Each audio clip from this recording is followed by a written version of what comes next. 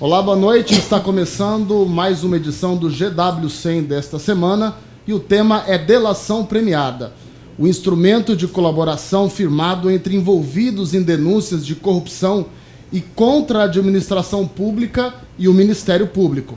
Se por um lado a delação permitiu a deflagração de grandes operações como a Lava Jato e a Ararate, nas últimas semanas ganhou a desconfiança da sociedade após a divulgação de áudios de delatores que revelam, que mostram indícios de combinação nas versões apresentadas. E para discutir a delação premiada, nós estamos aqui com 3 advogados convidados, o advogado Rodrigo Cirineu, o advogado Ulisses Rabaneda e o advogado Hércio Lins. Eu vou começar perguntando para o Ulisses Rabaneda. Ulisses, você estava falando aqui antes da gente começar que aparentemente o modelo de delação premiada que está sendo implantado no Brasil não está muito de acordo com o que está na lei das delações. É verdade isso? Uma boa noite, Aprá, uma boa noite, Rodrigo, uma boa noite, professor Lins, uma boa noite a todos. É um tema muito polêmico. Digo polêmico porque é o que está em voga hoje no país. A cada dia nós abrimos o noticiário e verificamos colaborações das mais diversas. Num dia, o colaborador aponta alguém como participante de uma organização criminosa.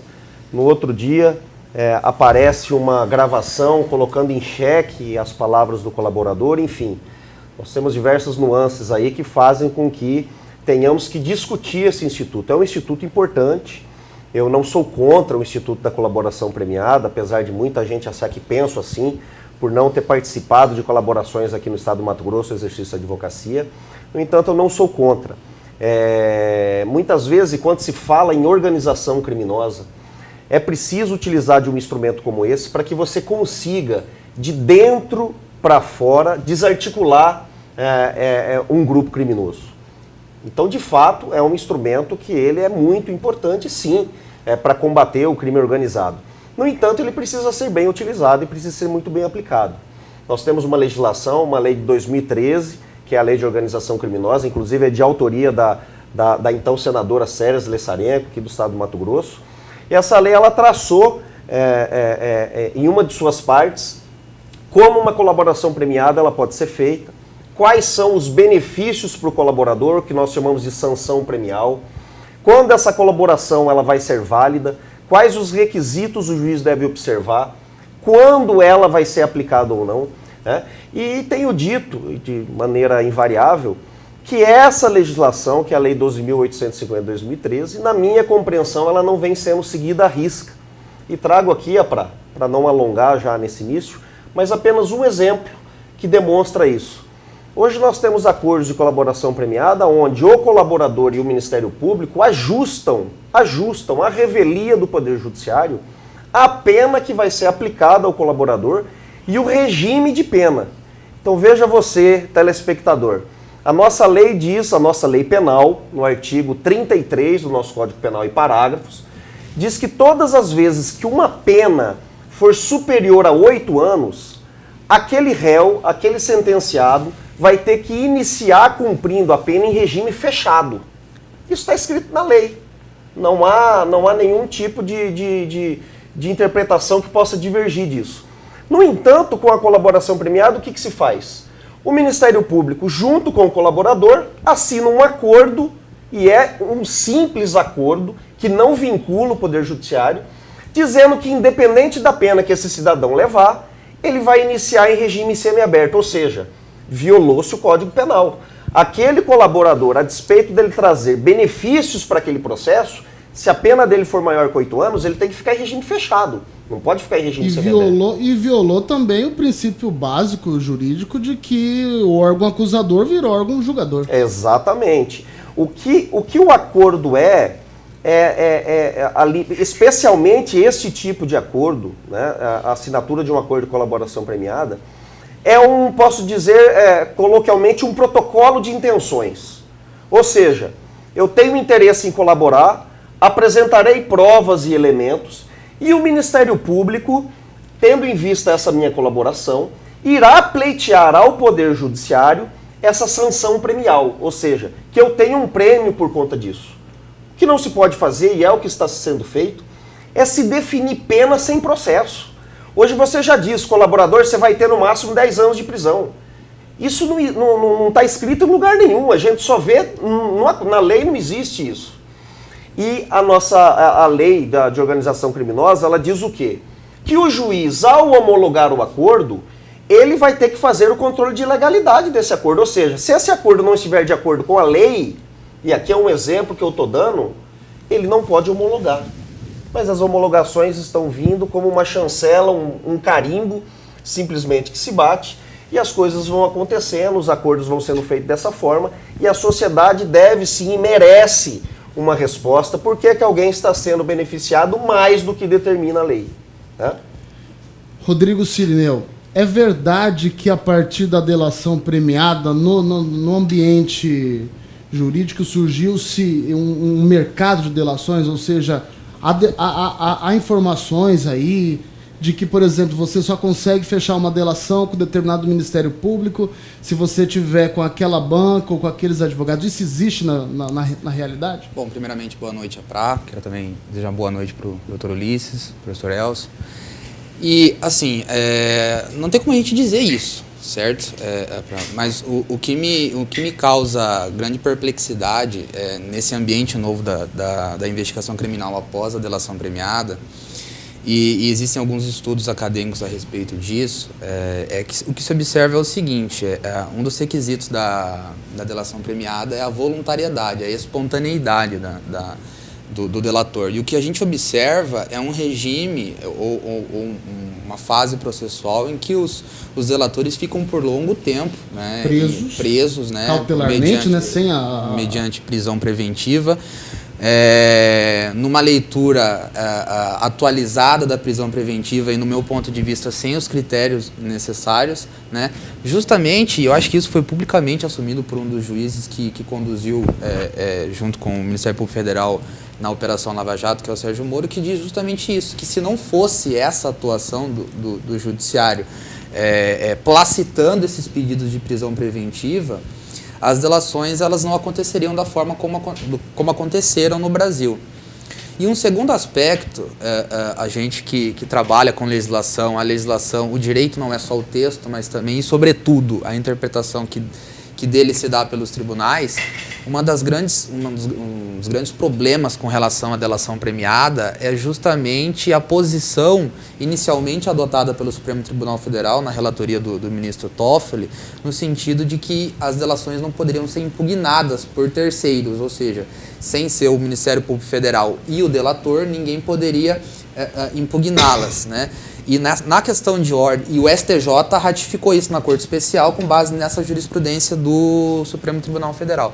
O problema é que as delações causam prejuízos processuais e inclusive para a imagem de inúmeras pessoas, e eu não vejo como escorreito, como correto você impedir que essas pessoas diretamente afetadas por esses acordos sejam impedidas de impugná-los, seja via habeas corpus. Evidentemente que ainda não se chegou a um instrumento processual idôneo, né? Porque o que se diz é que a delação ela é feita, ela é um elemento de prova e uma tática de defesa do delator, e a pessoa vai ter a oportunidade para se defender ao longo do processo. Mas não me parece correto, e o ministro Gilmar Mendes bateu duro em cima disso, porque você retira do delatado a possibilidade de dizer, olha, isso é mentira, ou, como o próprio Dr. Ulisses está dizendo, essa cláusula é ilegal, né? E então eu acho que a delação, e inclusive o ministro Toffoli, apesar de ter votado junto com o ministro Edson Fachin na questão exclusiva da delação dos proprietários lá da JBS, ele falou, olha, é preciso ser feita uma leitura com granossales, ou seja, uma leitura temperada daquilo que eu decidi no caso do Paulo Roberto Costa. Nós estávamos em outro contexto, né? Essa situação aí, ela merece um tratamento diferenciado. E eu acho que o Supremo vai avançar nessas discussões, e inclusive, eu vi no site Consultor Jurídico hoje, o Supremo está para decidir se a ação penal pode ser recebida apenas com base na delação, ou seja, só com base na palavra do delator. Então eu acho que a jurisprudência ainda vai dar os contornos necessários e eu acho que ainda tem muito... Faltam alguns ajustes. Não, faltam muitos ajustes, né? A lei da delação premiada é de 2013, nós temos aí 4 anos. Né, tinha na legislação de organizações criminosas anteriormente, mas da forma como está sendo aplicada, sobretudo a partir da famigerada Operação Leva Jato, é a partir dessa lei de 2013, como bem disse o doutor Ulisses, da autoria da senadora Séries Leixarenco. Doutor Hércio Lins, todo mundo no meio jurídico, os advogados, muitos questionam assim, a delação precisa vir além da fala do delator acompanhada de um conjunto probatório, de provas ou indícios que possam levar a polícia, o Ministério Público a comprovar aquelas informações que são apresentadas. Nesse cenário de hoje, isso está acontecendo ou os delatores estão só prestando depoimento, falando da boca para fora e não provando aquilo que falam? Primeiro, boa noite a doutor Ulisses, boa noite, doutor Cirineu, boa noite a Prá, boa noite, telespectador. Primeiro, eu sou absolutamente favorável à colaboração premiada, e o nome correto é colaboração, não delação. Não delação. Tá? Ele não é um instituto novo, é um instituto da Idade Média. Já na Inquisição você já tinha isso, e o Brasil utiliza ele há um bom tempo. Tá? No mundo todo, os maiores países utilizam a colaboração premiada, e o Brasil não poderia ficar fora disso. Tá? Agora, o doutor Cirineu tocou num ponto que nós precisamos enfrentar. Porque a colaboração premiada, ela tira seu fundamento, pelo menos agora no tempo moderno, chamado teoria dos jogos, né, que é uma fórmula matemática, na verdade, chama dilema do prisioneiro. Né? No dilema do prisioneiro, você tem 2 prisioneiros colocados e você tem 2 situações colocadas. Esse prisioneiro A, ele pode delatar o prisioneiro B, e o prisioneiro B não fala nada. Neste caso, ele fica livre e o outro fica preso, no exemplo, 10 anos. Né? A outra hipótese é esse prisioneiro B delatar, esse outro fica quieto e ele fica livre, 10 anos, livre e o outro fica 10 anos. A outra hipótese que se tem é os 2 delatarem um ao outro. E nesse caso, os 2, cada um teria 5 anos. Esse é o dilema de prisioneiro, o teorema. E a terceira hipótese, a quarta hipótese, na realidade, é nenhum delatar. E, nesse caso, cada um cumprir uma pena mínima de 6 meses. Esse teorema é de 1950. Né? Em 1950 a gente foi colocado esse teorema, existe inclusive uma fórmula matemática desse tamanho para poder explicar esse dilema que existe do prisioneiro. No caso da delação premiada, tem um componente que precisa ser verificado, que é ser uma delação ou uma colaboração voluntária. Quando a pessoa fica excessivamente preso, a pergunta que você tem que fazer é: isto é voluntário? Ou isto é uma forma moderna de tortura? Esse termo voluntário está na lei. Esse termo voluntário está na lei. Agora, se você larga uma pessoa presa por tanto tempo, chega um certo momento que essa pessoa, ela, usando um termo vulgar, vai cantar. E ele pode cantar, inclusive, em verdade, porque está num estado tão de necessidade e de querer sair da prisão, porque depois da vida, acho que é maior bem que você tem a liberdade, ele vai fazer. Então, este excesso de prisão, que é uma prisão processual, diga-se de passagem, né, que é para proteger o processo em si, isso está fazendo. E no caso, e aí citando especificamente a questão do juiz Sérgio Moro, usa e abusa disso o tempo todo. A delação, eu não quero fulanizar, mas pegar aqui nos casos do Estado. Se a pessoa talvez não ficasse preso 1 ano, 1 ano e meio, não sei se ele faria delação. Se ele tivesse a maioria das delações tempo, negócio. Então essa parte presos, né? Do voluntário, eu acho que precisa ser aperfeiçoado. Eu acredito que uma pessoa que fica presa por tanto tempo não é mais voluntário. Aí já é um estado de necessidade e ela acaba fazendo até coisa que Deus duvida. Mas sou absolutamente favorável à colaboração premiada. A gente está acompanhando aí nos jornais nacionais os áudios que foram recuperados pela Polícia Federal com indícios de que houve manipulação de informações na delação do Joesley Batista, da JBS. Lá ele coloca procuradores da República, ministros do Supremo sob suspeita. Um indício disso, de manipulação, de acerto, envolvendo funcionários de gabinete, pode levar ao cancelamento desse contrato de colaboração? Vou perguntar para o doutor Ulisses. Bom, veja bem, até antes de responder objetivamente sua pergunta, preciso dizer que tenho sido um crítico, como eu já coloquei na resposta anterior, da forma como vem sendo feitas as colaborações. Eu citei o exemplo da aplicação da pena de forma antecipada. Né? O professor Hércio colocou uma situação que vem acontecendo também de maneira corriqueira e que está coberto de razão, que é a falta de voluntariedade. E o que nós temos observado? Que uma pessoa que responde a diversos processos, inclusive alguns deles já em fase final, ela faz um acordo de colaboração e naqueles processos em que ela responde e já está em fase final, a sua colaboração não interfere em nada. No entanto, este acordo que é feito acaba atingindo a pena que vai ser aplicada naquele processo, ele também tem um benefício naquele processo onde a sua colaboração não interferiu. Porque isso também não tem previsão legal. A previsão da lei é que se faz um acordo e se houver a devida colaboração, você vai ter um prêmio. Se naquele processo em que já está em fase final, a colaboração não trouxe nada, nenhum elemento novo, nada do que já não se soubesse, não tem por que se dar um prêmio naquela ação penal em específico. Mas como vem sendo feito hoje, de maneira também ilegal, e tudo que o professor Hércio colocou interfere nisso. O cidadão está preso há 2 anos, ele tem 3 ações penais, ele verifica que vai ser condenado nessas 3 ações penais e revela uma série de fatos que ainda não haviam sido descobertos para ter um prêmio nessas ações em que ele não colabora nada.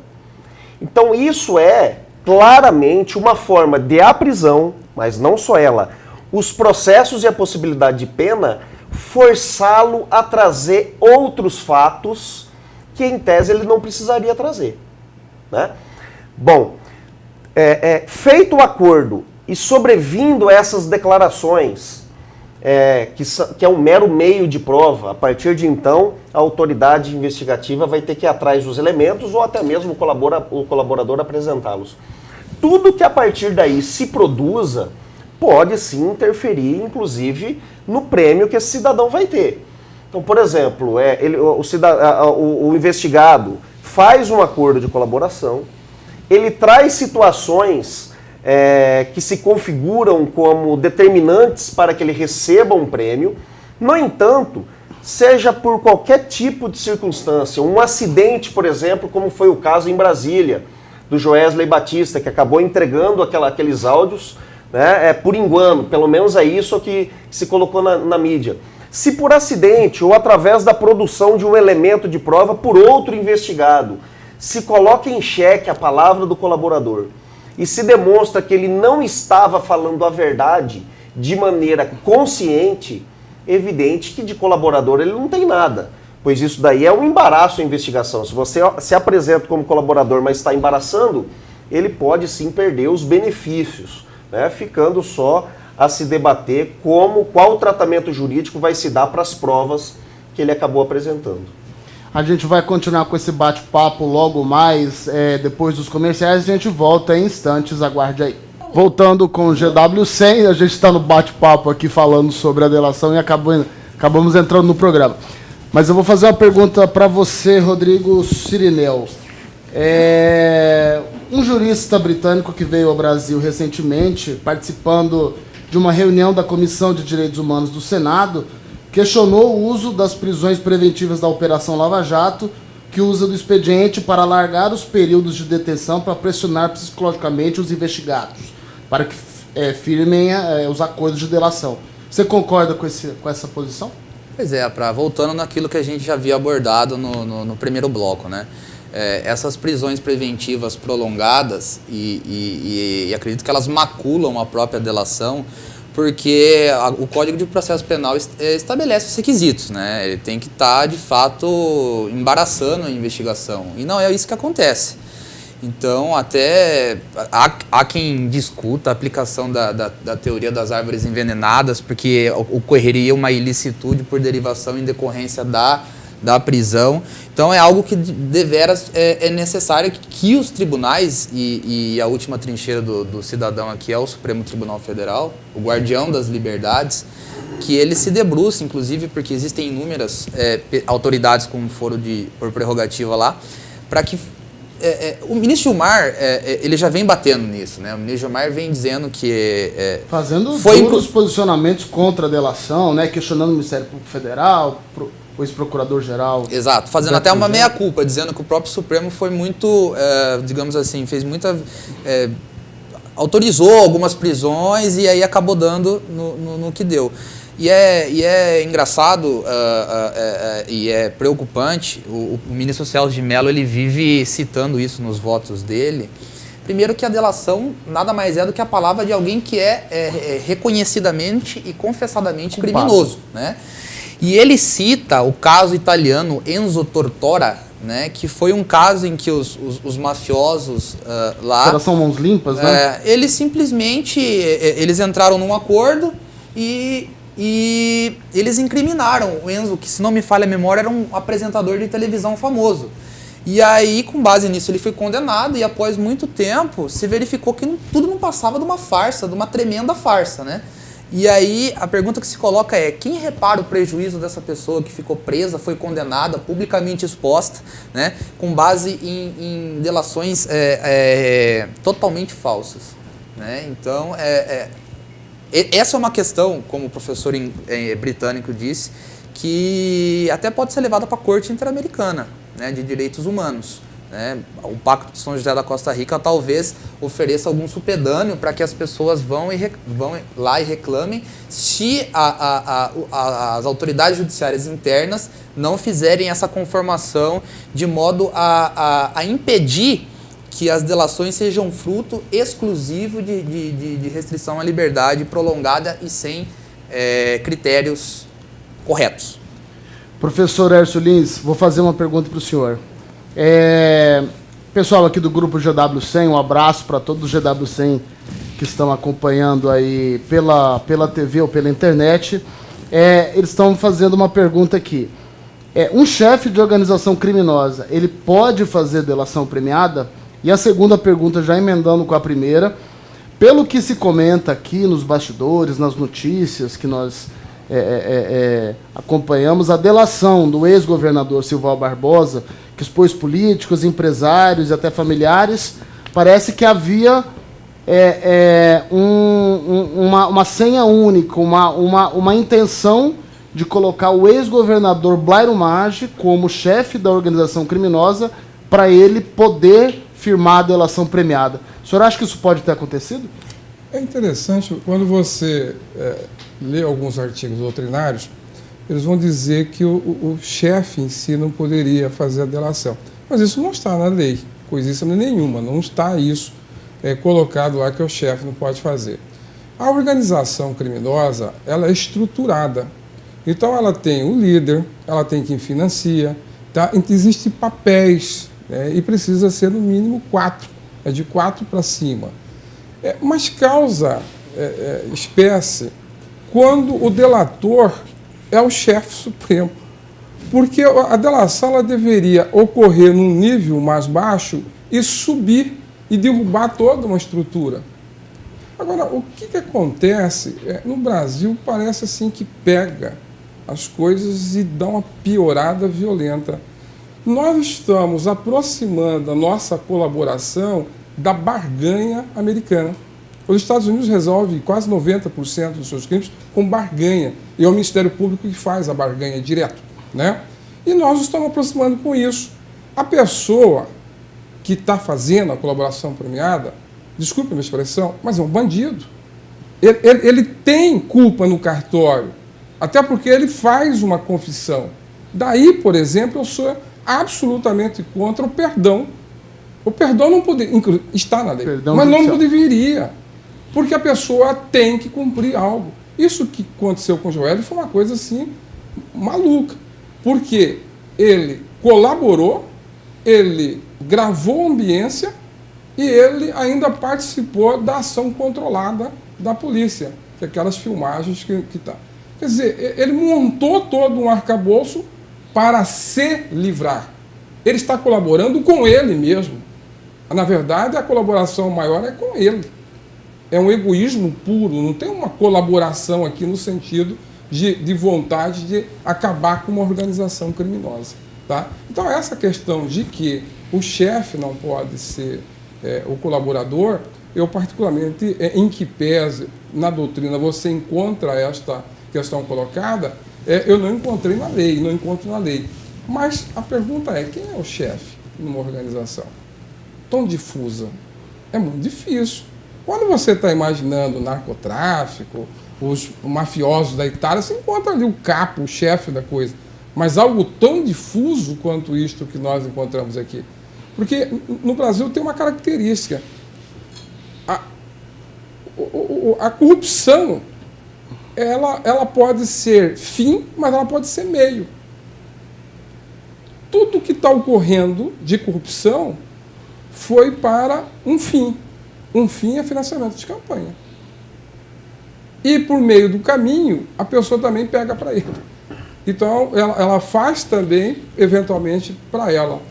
Mas o fim maior é o financiamento de campanha. Então, quando você tem isso tão difuso, a ponto do Ministério Público apontar de que um partido é uma organização criminosa, né, causa espécie. Eu duvido que você vai encontrar o chefe disso. É muito difuso. Existe uma discussão no Supremo Tribunal Federal sobre a possibilidade do Supremo rever os acordos de delação, inclusive com possibilidade de rever os benefícios do delator. Vocês acham isso certo ou não? Veja bem, para chegarmos até essa pergunta, nós temos que partir da premissa que nós estamos vendo o acordo de colaboração de uma maneira distorcida. Porque, como eu disse, o acordo, o instrumento, é um contrato. Ele é um contrato entre as partes. Quem é o Ministério Público no contexto desse contrato? O acusador. Ele é a parte, ele é o acusador. Quem é o investigado ou o réu no contexto desse contrato? Ele também é uma parte. E dentro do processo penal, essas duas partes, uma não pode se sobrepor à outra no direito de produzir as provas, né? Nos benefícios processuais que se tem. Não pode ter sobre uma excessiva vantagem sobre a outra. Em outras palavras, se o Ministério Público tem um prazo X, a defesa tem que ter o mesmo prazo. Se o Ministério Público pode recorrer, a defesa também pode recorrer. Ou seja, eles são as partes do acordo e do processo. E o juiz é quem vai julgar. Então, quando eles formalizam este acordo, como eu disse, eles colocam ali as suas intenções e sempre, em todas as circunstâncias, quem vai definir as penas, quem vai definir se o acordo foi válido, quem vai definir se aquele acordo é legal, quem vai definir se o réu colaborou de fato e merece o prêmio, é o Poder Judiciário. Então, quando nós falamos assim, olha, o Supremo vai rever os acordos, me traz a ideia de que aqueles acordos, se o Supremo não rever, eles são imutáveis, o que está lá tem que ser aplicado. E isso não é verdade. O acordo é feito, é realizado, eles assinam, então cada parte faz um comprometimento uma com a outra, e o Poder Judiciário, o Supremo Tribunal Federal, ou um juiz em primeiro grau, ou um outro tribunal numa outra colaboração, é ele quem vai dizer. Este cidadão efetivamente colaborou conforme está nesse contrato. Então eu vou aplicar a ele, não 2/3 como está aqui no acordo. Eu vou aplicar para ele a metade, porque eu entendi que a despeito de ter colaborado, não foi na extensão como estava assinado no acordo. Então o juiz pode, ele é o juiz, ele é o julgador, ele pode fazer isso. Mas isso não traz uma insegurança jurídica pro delator? Mas o delator, no momento em que ele assina um acordo e afirma que vai colaborar, ele também não dá segurança para a acusação de que a sua colaboração vai ser tão eficaz. Então, por isso que eu falei que, na minha compreensão, o acordo de colaboração, ele tem uma característica de um protocolo de intenções. É um contrato condicional. Olha, eu só vou ter esse benefício se acontecer isso. Mas se acontecer, aí eu mereço. E é o juiz que vai analisar. Veja você, Apra, nós tivemos na Lava Jato duas situações muito curiosas. Tinha um réu que tinha um acordo de colaboração assinado. No momento da sentença, o juiz Sérgio Moro disse, olha, não vou aplicar o acordo, porque ele não colaborou efetivamente. E não aplicou o acordo, deu a pena para o cidadão, inclusive no momento da sentença mandou recolhê-lo preso, porque ele estava em liberdade em razão do acordo. Né? O que também eu tenho algumas críticas sobre isso. Mas avançando. Um outro caso, na Lava Jato, um cidadão não tinha acordo de colaboração premiada assinado, não tinha. Por alguma razão, não se assinou o acordo, não fez o documento. Mas no processo, ele colaborou de maneira tão incisiva, tão abrangente. No seu interrogatório, ele mostrou quem era quem naquele contexto. Ele trouxe documentos e provas que o juiz Sérgio Moro falou, opa, o senhor não tem acordo, mas eu vou te dar o prêmio da colaboração premiada. Isso chama-se colaboração unilateral, ou seja, Ministério Público, se você não quer assinar o acordo por qualquer razão, e ele colaborar, ele merece o prêmio da lei de delação. Então, isso é previsto na lei? Isso não tem previsão na lei. Você não tem lá, mas você também não tem vedação. Porque a lei diz... É o que a gente chama de colaboração informal. Ou seja, não existe o acordo, mas o réu colaborou no processo, então eu vou dar... A doutrina chama isso de colaboração unilateral. Ou seja, né, não há um acordo formal, mas você cumpriu tudo aquilo que a lei almeja. Então o juiz veio e aplicou, né, a causa de diminuição em favor, né, daquele investigado. É evidente que para se firmar um acordo você tem as regras da lei de regência. No entanto, ali também não está disciplinado que a falta de um acordo formal e escrito vai impedir alguém de ter o benefício. Então nós tivemos essas situações e, encerrando o raciocínio, quero dizer, quem decide é juiz. Ministério Público e defesa são partes, são parciais. Sempre é o juiz quem decide. E isso nós estamos vendo hoje que há uma tentativa de solapar, né, de se retirar do juiz esse controle. E isso, efetivamente, nós não podemos permitir que aconteça. Professor Hércio Martins, eu vou complementar já nesse gancho da resposta do Ulisses. Há alguns anos o Brasil discutia a questão da atribuição legal ou não do Ministério Público de se investigar crimes, já que ele, no caso, no processo penal, é parte, é a acusação. E hoje, agora, se está discutindo essa participação uma atuação além do que prevê a lei do Ministério Público, no caso das delações. O senhor acha que isso representa poderes excessivos ao Ministério Público? Não, não acho que representa poder excessivo ao Ministério Público. Na verdade, há uma construção em que nós vamos, para e passo, encontrando qual é o espaço do Ministério Público. Hoje, falar em 3 poderes no Brasil já é uma coisa complicada, porque o Ministério Público alcançou tanta autonomia que ouso dizer que ele se comporta e pode até ser reconhecido como um 4º poder. Eu sei que isso pode ser uma heresia jurídica para alguns, mas particularmente entendo que ele acabou ocupando esse espaço a partir de 88. Todavia, a palavra final no Brasil é sempre do Judiciário. E o doutor Ulisses foi muito feliz quando ele disse assim, é um pré-contrato, né? É um pré-acordo, porque, na verdade, o juiz vai ter que sentenciar. E quando ele sentencia, ele não está distrito àquilo que foi acordado entre as partes, efetivamente. Ele pode aquilatar este grau de colaboração. Por quê? A colaboração tem um outro componente. Eu falei no início da voluntariedade, mas tem um componente da eficácia, do resultado. O que a colaboração proporcionou? o que ela, a partir dela, prendeu gente, encontrou novas provas, facilitou a investigação. Se isto não estiver muito claro, o juiz simplesmente ele não pode levar em consideração aquele pré-acordo que foi feito. E só colocando, nós precisamos de uma vez por todas definir que tipo de Ministério Público nós queremos. Se nós queremos um Ministério Público semelhante ao que tem na Europa, onde a palavra final é sempre do Judiciário, ou um Ministério Público no sentido americano. Porque nos Estados Unidos a palavra toda é do Ministério Público. É ele que faz o acordo, tá? Mas me parece o sistema brasileiro não é esse. O sistema brasileiro não está inclinado ao tipo de direito que pratica nos Estados Unidos, é romano-germânico, muito mais inclinado ao que acontece, por exemplo, na Itália, ou o que acontece, por exemplo, na Alemanha, que a palavra final é sempre do Judiciário. Na Alemanha tem uma particularidade interessante.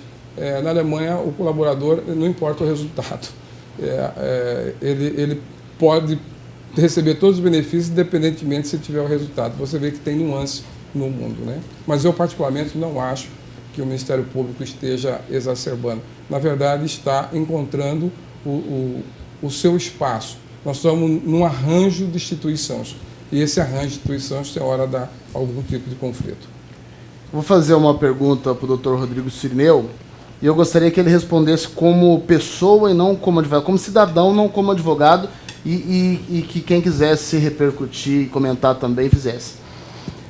A gente citou ali, por exemplo, casos de delações em outros países. O professor Hércio citou os países onde tinha narcotráfico, onde a própria polícia, a justiça se aliou a alguns bandidos, os rivais dos bandidos, para se atacar uma organização muito bem estruturada como era dos narcotraficantes, e que aqui no Brasil, uma situação endêmica também, que é a corrupção.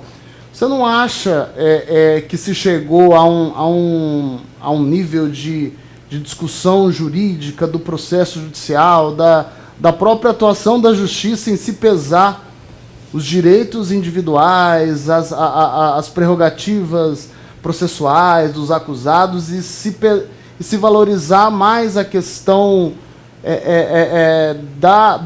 do bem da sociedade, do pró da sociedade? Pegaram e falaram assim, não, a gente vai ter que atacar a corrupção agora, a gente vai ter que usar a delação e vai ter que forçar em algumas coisas, desrespeitar algumas coisas, assim como lá a polícia precisou se aliar a traficantes rivais para derrubar outros, mais ou menos como acontece aqui na delação premiada, como a gente vê. Você acha que chegou a esse ponto, Brasil? Eu acho que sim, e essa contraposição que se faz entre direitos fundamentais dos acusados e a eficácia do sistema penal, ela é um tema atual, e inclusive foi o que forçou o ministro Barroso, no Supremo Tribunal Federal, a propor o foro por prerrogativa de função apenas nas hipóteses em que o crime seja cometido no exercício do cargo.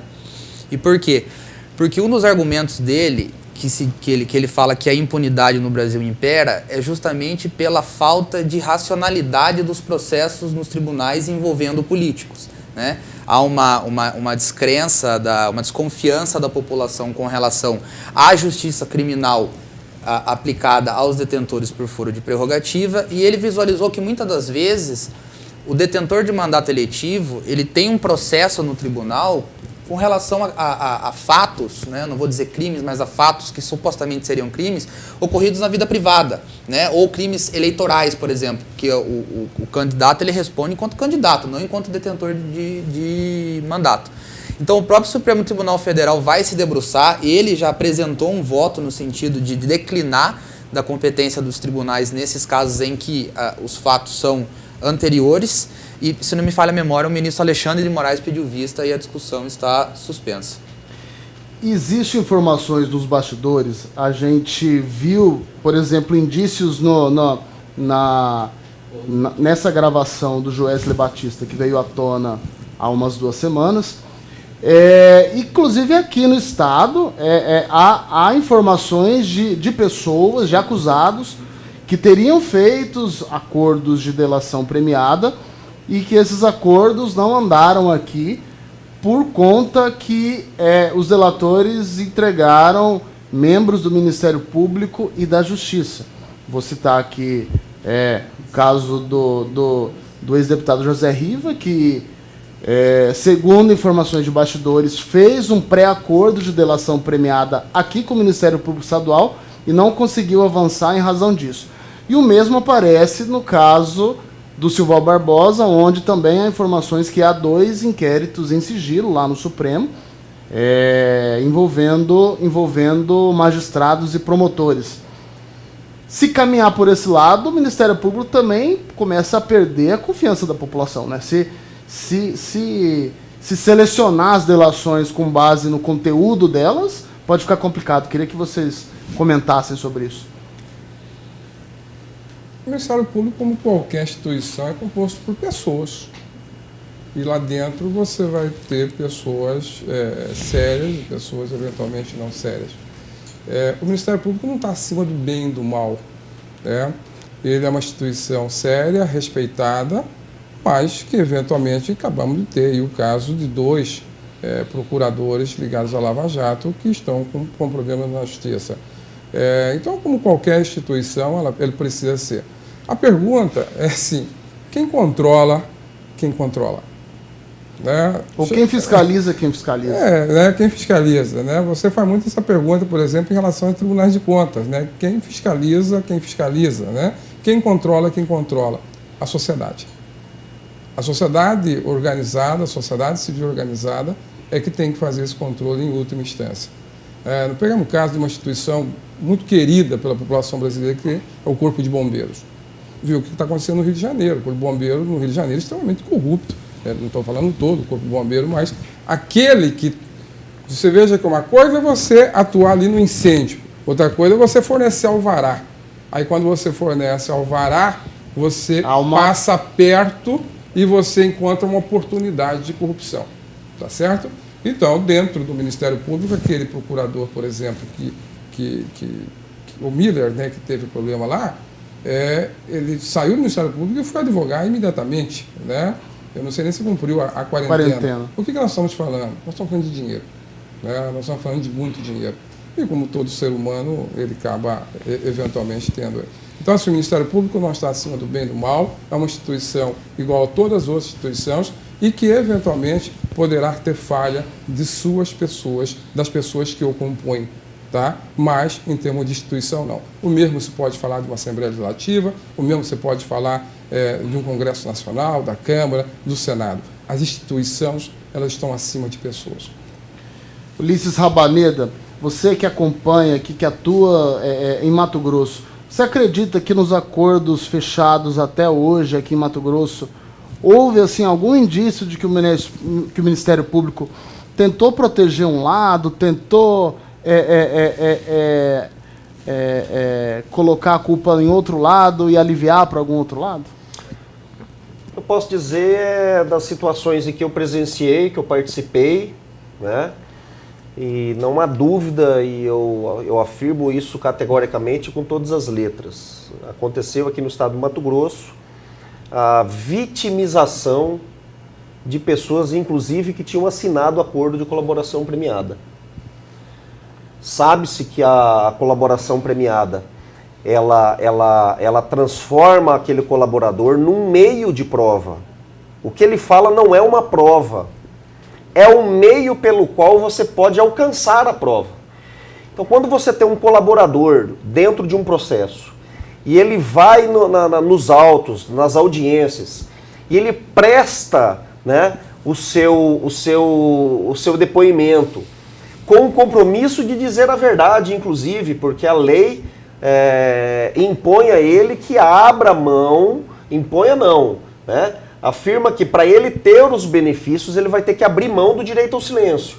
Então ele vai e presta o seu depoimento, o seu interrogatório, e ele aponta pessoas. O juiz não vai poder utilizar única e simplesmente as palavras deste colaborador para aplicar uma sentença. No entanto, se ele estiver ali na posição de testemunha, as palavras que ele colocar numa audiência passa a ser não um meio de prova, mas uma prova. Então nós presenciamos aqui no estado do Mato Grosso um cidadão que estava com um acordo de colaboração assinado e quando de repente ele não é denunciado e vira vítima no processo. Ora, com todo respeito, mas no limiar do processo... Começou como réu e começou depois... como um colaborador, ou seja, confessou os crimes, né? E para você assinar um acordo de colaboração, você tem que ser um criminoso, você tem que confessar assumir que você crimes. Participou de uma organização criminosa que se juntou para cometer Evidente. crimes, seja o que for. Evidente. E no limiar, ou seja, no oferecimento da denúncia, já se descobre que você não é, você é vítima. Isso me parece uma incongruência tremenda. Eu posso te dizer, aliás, pode se perguntar, ora, mas um colaborador nunca pode ter uma hipótese dele chegar a ser absolvido ao final? Eu digo que sim, uma situação excepcional, às vezes o que ele confessa é um fato atípico, às vezes o que ele confessa está prescrito, nós temos circunstâncias que isso pode acontecer. Mas a naturalidade, o que nós temos visto no longo exercício profissional aí que temos aqui no estado do Mato Grosso é que, na dúvida, a denúncia é oferecida. No entanto, em alguns casos nós temos observado o quê? Essas pessoas não estão sendo denunciadas. Tá? Nós já tivemos aqui no estado pelo menos 3 situações que não foram denunciadas. Porque na verdade, para se transformar como vítima ou testemunha. O acordo prevê que o cara vire vítima, mas que lá na sentença ele seja beneficiado com aquela... Na verdade, o acordo ele é anulado, ele é rescindido. Falou, olha, esse acordo aqui não presta para nada, porque agora você é vítima. Você não é mais investigado, não vai se virar réu. Você é vítima. Isso a gente viu muito acontecer nesses processos de corrupção, onde parece assim que da forma como o Ministério Público, como a Justiça coloca, os esquemas de corrupção que são utilizados por meio das empresas que prestam serviços ao poder público, parece que elas são 100% vítimas. Parece que, assim, olha, o coitadinho do Marcelo Odebrecht, ele precisava manter aquele contratinho lá de 20, 30, 40 bilhões do governo federal, mas ele tinha que dar um dinheirinho pro fulano, na hora que fui ver, o dinheirinho virou um dinheirão. Esse cara que pegou esse dinheiro e passou para os outros, primeiro que eu acredito que ele não tenha só pego o dinheiro e repassado para os outros como se a empresa dele, e como se ele não fosse ter participação em atos ilícitos, em dinheiro ilícito. A gente vê que acabou-se criando essa imagem, que o empresário é o extorquido, que o empresário é o cara que mas ele aceitou ali participar de um acordo, dar a propina, dar os 10%, os 15%. Isso acabou transformando um braço importante ou seja, para se ter um esquema de desvio, precisava ter do empresário para o político ter o dinheiro, acessar o dinheiro. Ou seja, vitimizou-se demais quem era um braço de um esquema? Então, tem algumas circunstâncias que são importantes, tá? Até como um acréscimo, né, no que eu vinha dizendo, nós temos situações, sim, que esses empresários, eles devem figurar exclusivamente como vítimas, né? São naqueles casos em que ocorre a concussão, ou seja, é uma forma de extorsão em que este empresário ele se encontra numa situação em que não se pode exigir dele uma conduta diversa. Por exemplo, alguém que tem uma quantia para receber do Estado, a empresa está em vias de ir à falência por conta do não recebimento, e ele vem e recebe uma proposta. Olha, você recebe, só que você tem que deixar 20% como retorno. Esse empresário, você não tem como exigir dele uma conduta diversa. Os empregados dele estão passando fome, a família está em dificuldade, a empresa está indo, né, pelo ralo. Então, muitas vezes, ele anula e acaba aceitando aquela proposta como uma possibilidade até da empresa sobreviver e ele também, questão de saúde financeira e etc. Pressão de cobrador. Mas nós temos outras situações. Nós temos situações em que, olha, para você ter um incentivo fiscal, você tem que dar um retorno. Peraí, isso não é extorsão. Isso é um negócio. Eu estou fazendo um negócio desse jeito. E aqui nós tivemos um caso aqui no estado do Mato Grosso de um empresário que aconteceu exatamente isso e muito mais. Pagou com mais de 25 cheques, dividindo o dinheiro, fazendo com que esse dinheiro, esses cheques fossem para diversas contas. Se isso não for lavagem de dinheiro, eu não sei mais o que é lavagem de dinheiro. E se tornou vítima. Tivemos um outro caso aqui no estado do Mato Grosso, de um cidadão que foi preso, acusado de fazer parte de uma organização criminosa, 15 dias depois ele virou vítima. Sem acordo de colaboração premiada, sem nada. Então isso não é Ulisses que questiona.